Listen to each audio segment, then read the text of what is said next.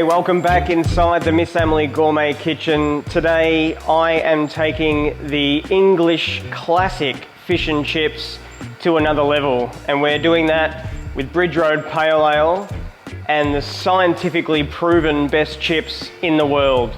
So pucker up, geezers, and let's get cooking. All right folks, so let's start with potatoes. What are the right potatoes to use for our chips if we are going to have the most perfect, crunchy, teeth-shattering fries and soft, pillowy center? It's all about the potatoes. So we are using Dutch creams today. If you are in the States, you would use russet potatoes. If you're in UK, you'd use Maris Piper potatoes. But we are not, we're in Wodonga. So we are going to use Dutch cream potatoes, nice and starchy. They're just gonna fry up so beautifully the way we're gonna cook them. It's a little bit of a long step and a bit of a long procedure, but it will be worth the weight in gold.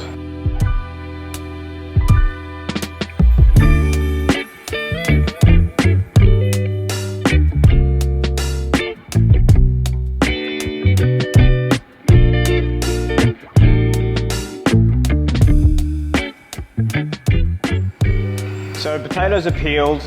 The next step is so important. If we cut our chips too thick, we're not gonna cook out all the moisture in our potato, and we're gonna be left with a soggy potato at the end. So it's important our chips are about 1.5 centimeters thick. So you can do that by just top and tailing, cutting off, squaring it up. Don't be worried about all this wastage of potato. This can go into your fridge in a little bit of cold water and can be mashed potato for the kids tomorrow night or the next night. So nothing goes to waste, nothing goes in the bin.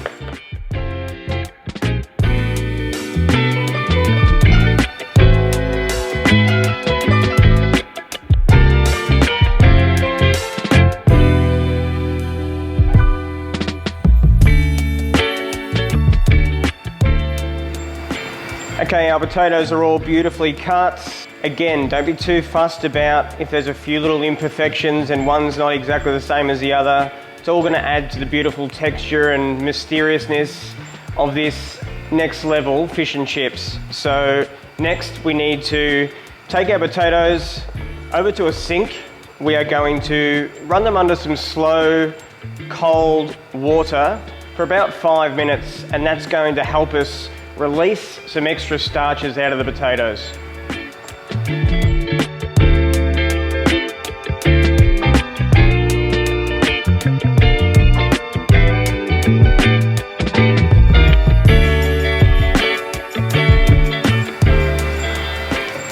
So our potatoes have been under cold running water for about 5, 6, 7, whatever minutes. We'll just do that to basically leach out a bit more starch out of the potato. You'll notice at the start at home your water's a bit cloudy, so run your water until the water clears up basically. Okay, so potatoes into cold water. Good hit of salt, don't forget, 1 tablespoon salt, 1 litre water. Now, with these potatoes, we are going to bring them to the simmer and then just simmer them gently for about 20 minutes, 25 minutes. Almost until they're just about to fall apart.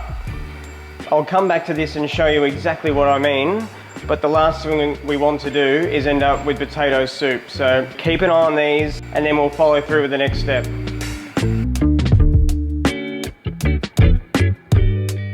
Let's talk about our main ingredient now, the fish. Today I am using barramundi. Me personally, it's my favorite.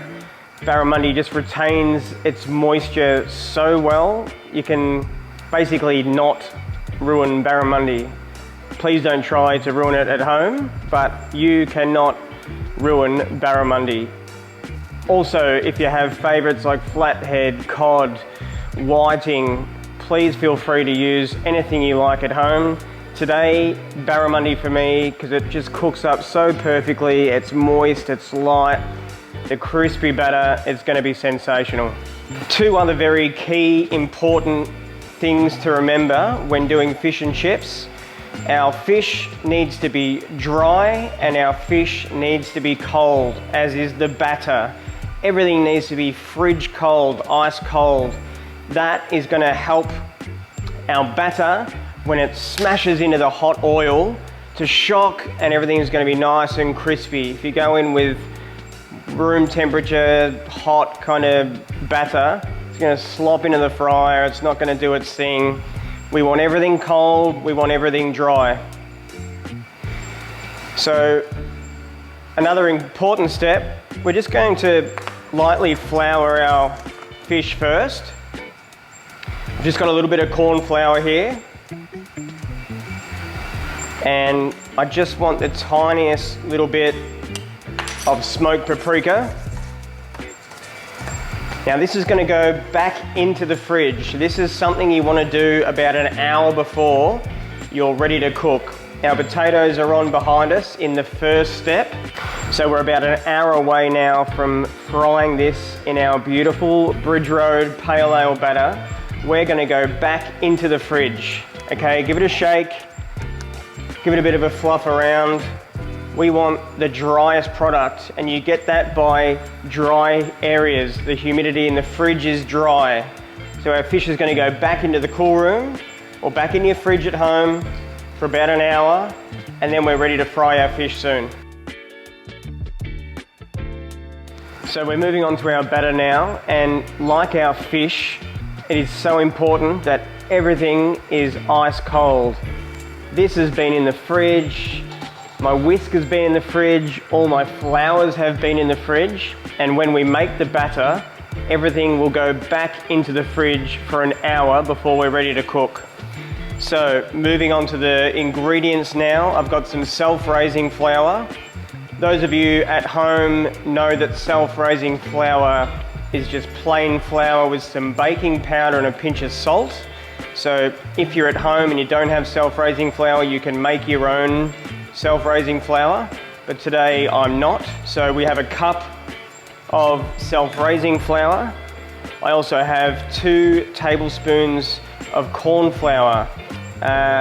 This is just going to lighten the batter, make it nice and light, crispy, fluffy. So 2 tablespoons of corn flour. I'm going in with a good pinch of salt. Super important that our batter's seasoned. And just for extra light, fluffy measures, I'm going to add another teaspoon of baking powder. And now the beer.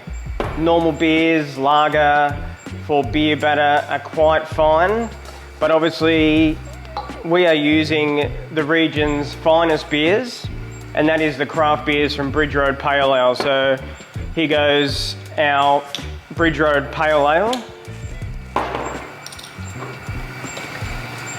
Our flours have been gently incorporated before I'm going in with any liquid. I'm going to start with 1 beer at the moment. I can't give you an exact liquid to flour ratio, because even though our flours are the same, sometimes they act differently. Sometimes they absorb more, sometimes they absorb less. So it all depends on the day and what flours at home you're using, whether it's home brand, whether it's expensive flour, whether it's organic flour. There are going to be some variables. So let's just start by adding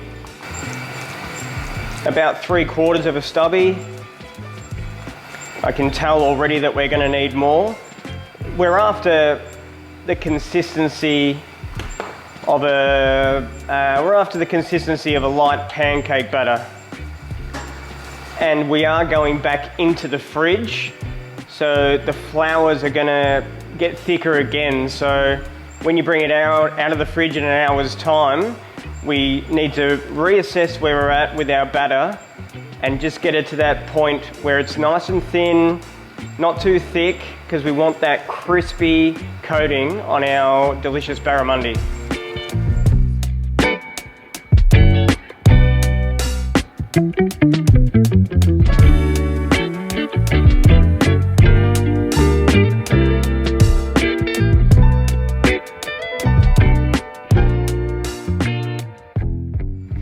This batter smells so delicious with the pale ale that I want to actually drink it.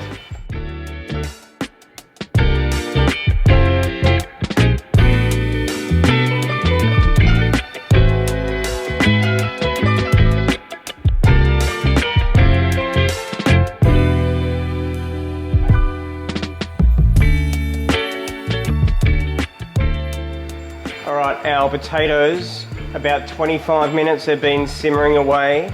They are absolutely perfect. We've had a couple of casualties, but that's okay. They can go to the dog. So what have we found here? We have obviously just on the verge of being completely cooked potatoes.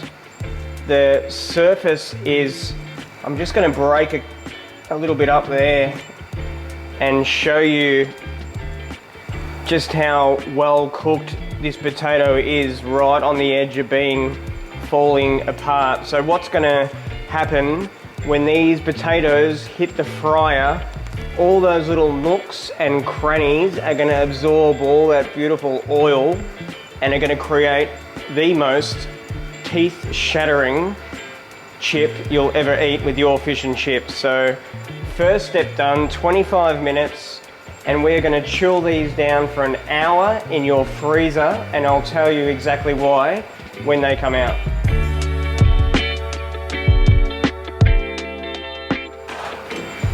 Alright, so these little bad boys have been in the freezer for an hour. Now they're not frozen, but they are cold and they are dry. So by cooling them down completely, what happens is we're crystallizing the starches in the potato, so that is going to make for the most amazing crust on our potato chip. So our fryer I've got set to 130 degrees, so it's not super hot.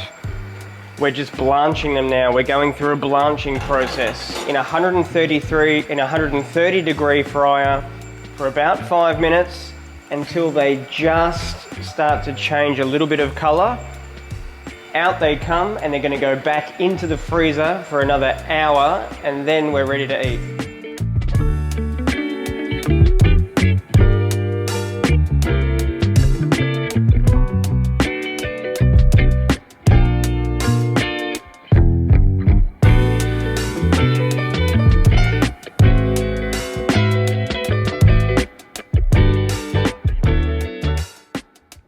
These little fellas are perfect. You can see what I meant by blanching. We're not frying, low temperature oil. We're starting here to get just a little bit of color. You can see all those nooks and crannies are doing what they need to do, starting to absorb some oil. 5 minutes, 130, job done. Back into the fridge or freezer for another hour. Then we'll cook our fish and we're ready to eat the best fish and chips you'll ever consume in your life.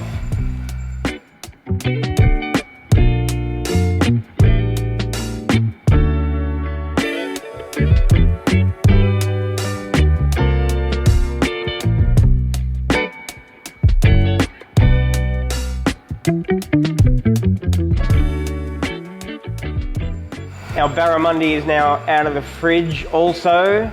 Fridge, really cold, fridge, super cold and dry. Our little cornflower paprika numbers nice and dry. That will help this stick to that. If your fish is all wet and miserable, your batter will fall off. So dry, cold, super. I haven't added any more pale ale. I've just had a couple of swigs because it's so delicious. Our batter is the thickness of light pancake batter, and we're ready to join our triple cook super crunchy fries that are cooking behind us.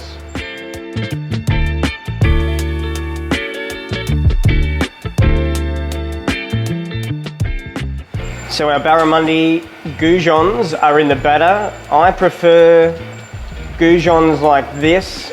By cutting your fish a bit smaller than normal, it's going to give the batter the right amount of time to be super crispy, and your fish is going to be perfectly cooked.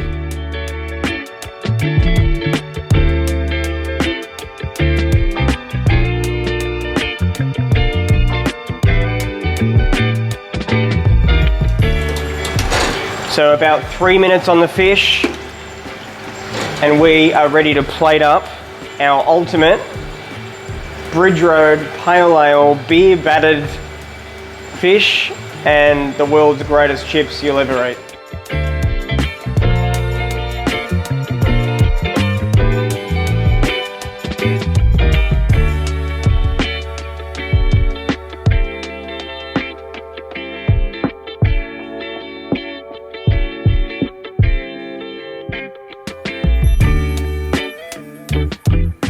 Let's also take our garnish to a new level. We're frying some parsley, hot oil, picked parsley. Be careful, it's going to pop and splatter a little bit.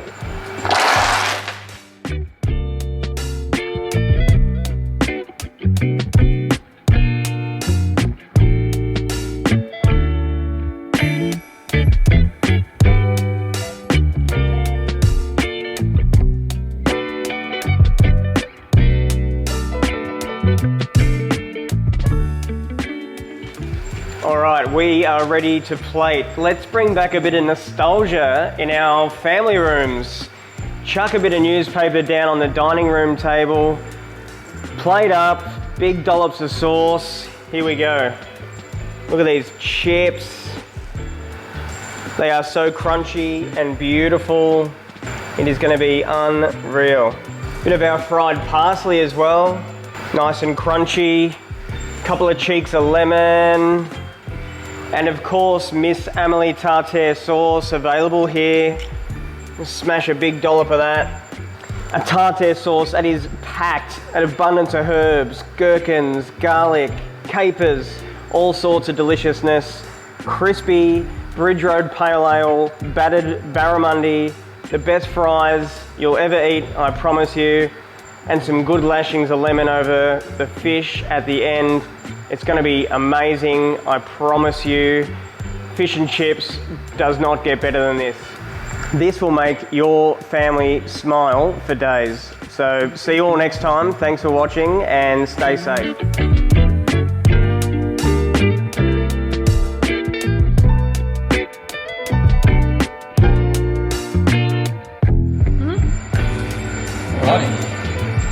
Get up this, eh? Serious dish. Oh my god.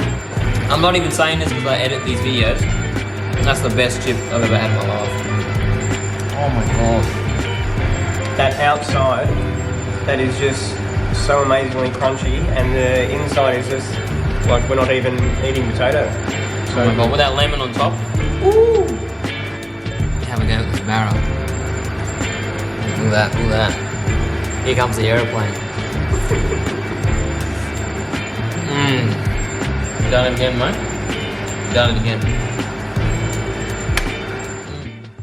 for everything Miss Amelie Gourmet, please follow the link below. Check out our website, Facebook and Instagram.